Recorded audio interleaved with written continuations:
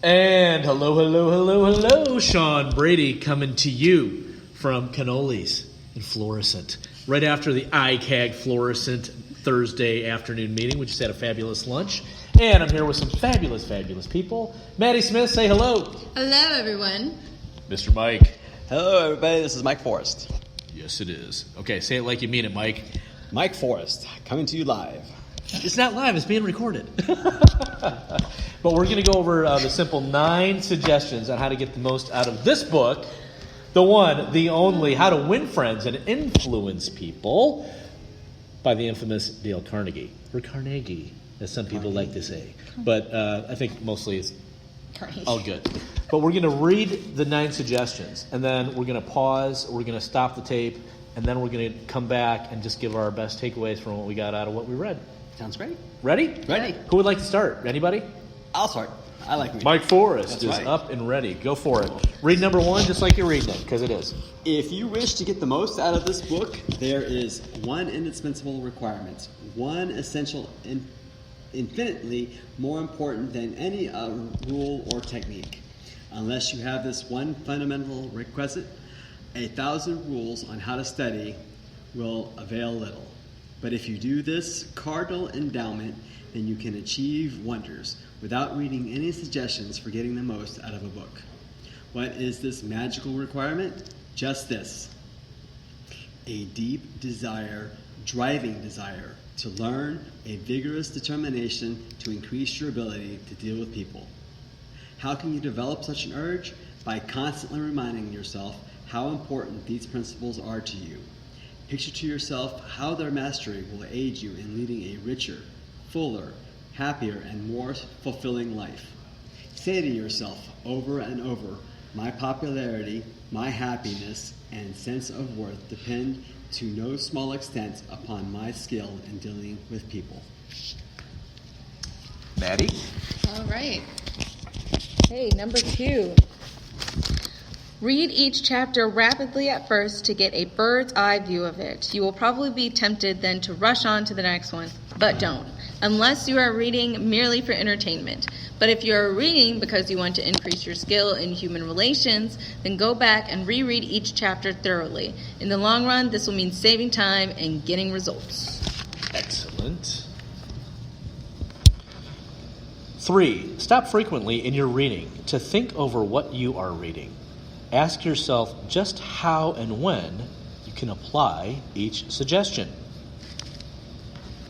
Number 4, read with a crayon, pen, pencil, magic marker, or highlighter in your hand. When you come across a suggestion that you feel you can use, draw a line beside it. If it is a 4-star suggestion, then underscore every sentence or highlight it or bookmark it with asterisks, 4 asterisks. Marking and underscoring a book makes it more interesting and far easier to review rapidly. All right, number 5.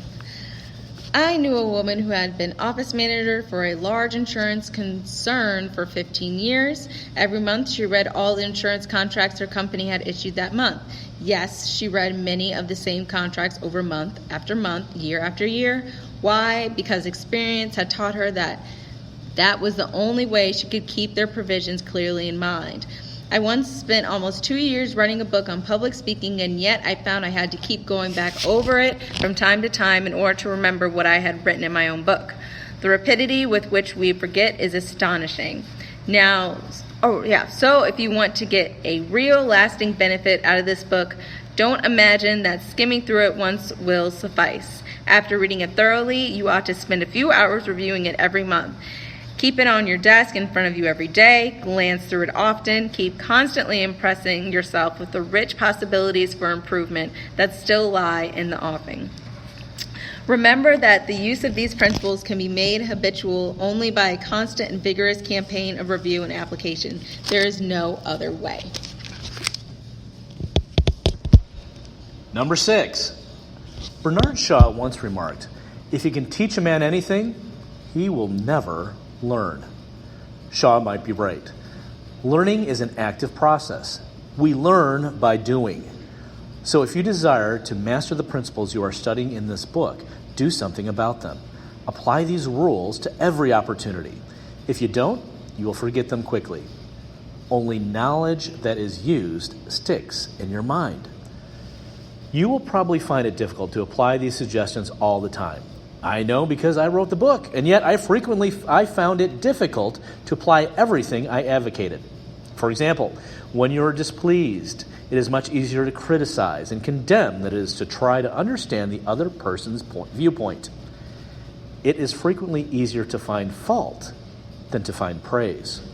It is more natural to talk about what you want to talk about when you want to talk about when you need to talk about the other person's wants, and so on. So as you read this book, remember that you are not merely trying to inquire and acquire information. You are attempting to form new habits. Ah, yes, you are attempting a new way of life that will require time and persistence and daily application. So refer to these pages often. Regard this as your working handbook on human relations, and wherever you are confronted with some specific problem, such as handling a child, winning your spouse to the way you're thinking, or satisfying an irritated customer, hesitate about doing the natural thing, the impulsive thing. This is usually wrong. Instead, turn to these pages and review the paragraphs you have underscored. Then, try these new ways and watch them achieve magic for you.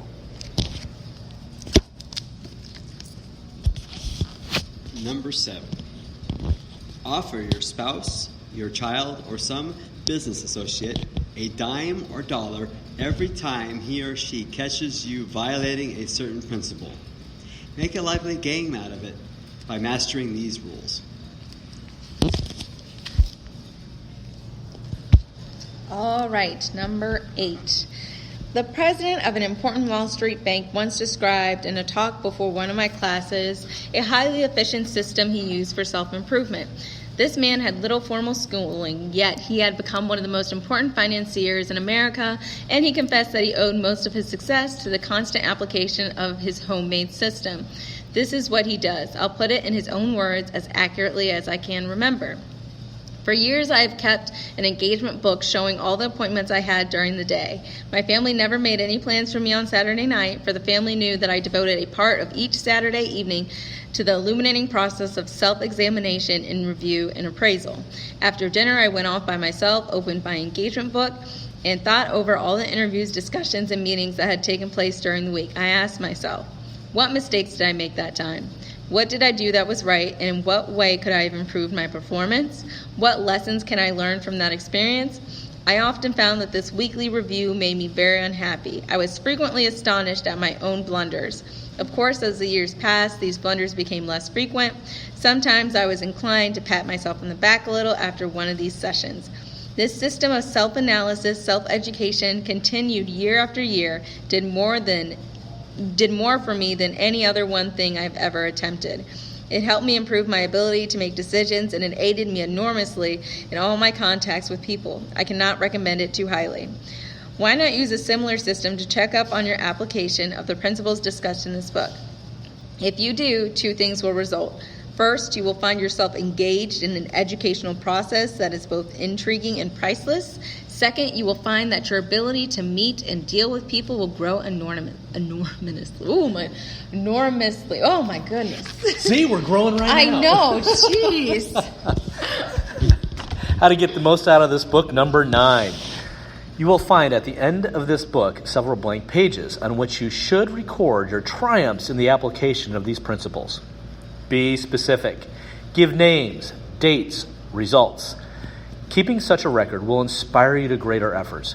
And how fascinating these entries will be when you chance upon them some evening years from now. In order to get the most out of this book, A, develop a deep, driving desire to master the principles of human relations. B, read each chapter twice before going on to the next one. C, as you read, stop frequently to ask yourself how you can apply each suggestion. D, underscore each important idea. E, review this book each month.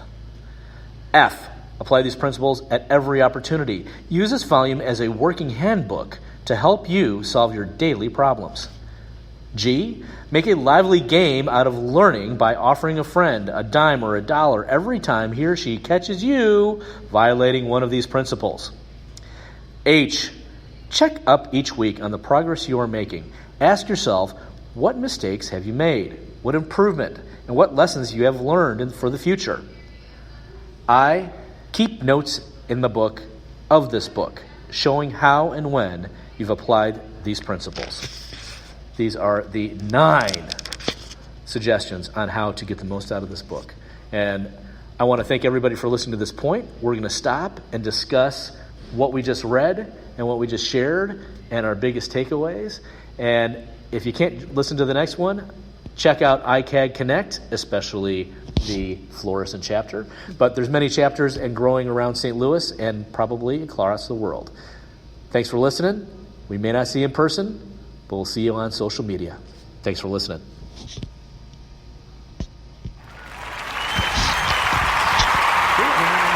cool. Was that fun or what? Yeah. I know, right? Was that powerful or what? I know. You weren't expecting to do that today. It's a little different than door knocking.